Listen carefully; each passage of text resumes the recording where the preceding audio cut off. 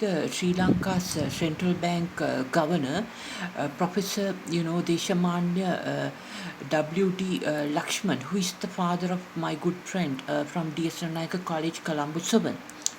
Actually, his father, Deshamanya Professor W.D. Lakshman, he mentions that the situation with regard to the not urgent, imports must be restricted further due to the current foreign reserve issues, due to the mismanagement of the foreign reserves and the foreign exchange currency requirements of the Sri Lanka government by the Central Bank of Sri Lanka, which is incorporated by the U.S. Federal Reserve System under its first, governor, John Exter in 1950s. So obviously, they are not concerned about Sri Lanka government's foreign exchange management properly, and that is why there is a foreign reserve crisis now. And the thing is, with regard to these restrictions of imports, the capital there, when it comes to imports, there are two types, that are the consumer goods and the capital goods. Capital goods means like vehicles, cars, motorbikes, machinery, equipment, computers, etc. Right? And other consumer goods means the food items, clothes, and day-to-day things that you use in day-to-day life, and they are by it perishes. But capital goods don't peri. They exist for a long time. So that is why capital goods are normally used for the production process and to improve the productivity. Enhance the efficiency, effectiveness in order to do things. Because we can't depend on the old equipment, old laptops, old computers, old buses, old vehicles. We need new equipment. So when central bank governor, who is my friend's father, says that the Sri Lanka central bank wants to restrict the imports further, well, that is not going to help our economy. That's a major factor, because now, in order to get over this situation, my solution and advice to Prime Minister Mahinda Rajapaksa is to, especially the vehicles, the new vehicles like SUVs and other, cars we need. So for that, it's important to, to get in touch with those manufacturing companies directly through the importing companies here, and then pay those manufacturing companies in Sri Lankan rupees, not dollars, pay them in Sri Lankan rupees, and ask those manufacturers overseas, whether it's China or Thailand or European companies, to open Sri Lankan rupee bank accounts in Bank of Ceylon, London, right? And then transfer the payments to their account in Sri Lankan rupees, and thereafter those exporters in those countries can send the vehicles here without using our foreign currency, since there is a shortage.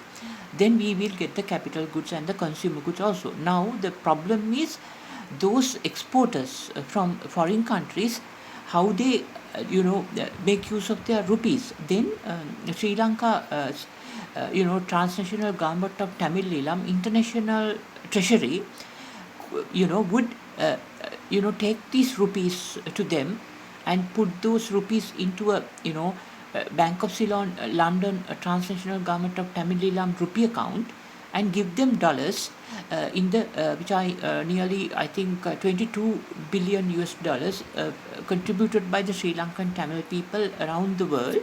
Okay, and then pay dollars to those exporters of capital goods to Sri Lanka. Thereby, this problem can be sorted out, and the transnational government of Tamil Eelam can use the rupees through the Bank of Ceylon to open LCs in London, Bank of Ceylon, to open LCs with the Sri Lanka's Bank of Ceylon head office here or elsewhere, anywhere in the country, even Jaffna, in anywhere northeast or other areas of Sri Lanka where Sri Lankan Tamils reside, and then export their products, whatever they produce in northeast or elsewhere, to paying them in rupees through these accounts in Bank of Ceylon London, and then do make use of those rupees, and without inflationary effect on the US dollar and the currency speculative driven exchange rate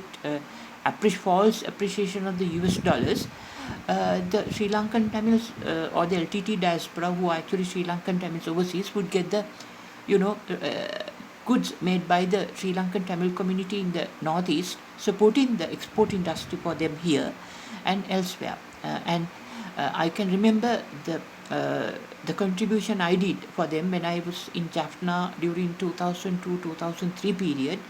After my lectures were all over, I remember, or during the before the lectures I did on that day morning, the University of Jaffna students took me into a ice cream shop in Jaffna that time, and they invited me to enjoy ice cream, and I also bought ice cream for them also, but they said don't pay, we will pay. And they said that they don't have money, so I paid.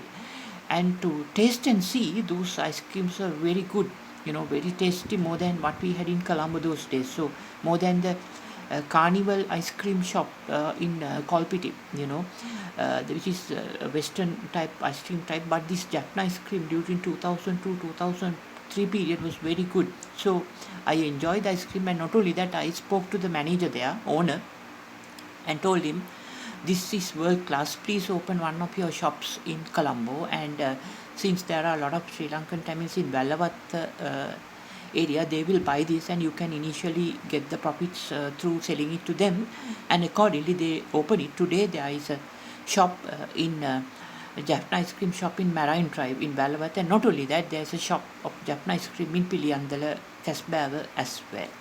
So that is why I'm advising the Prime Minister Mahinda Rajapaksa to do this with regard to the this problem of foreign reserves, in order to overcome the the problem of foreign reserves issue and the import of capital goods. My suggestions.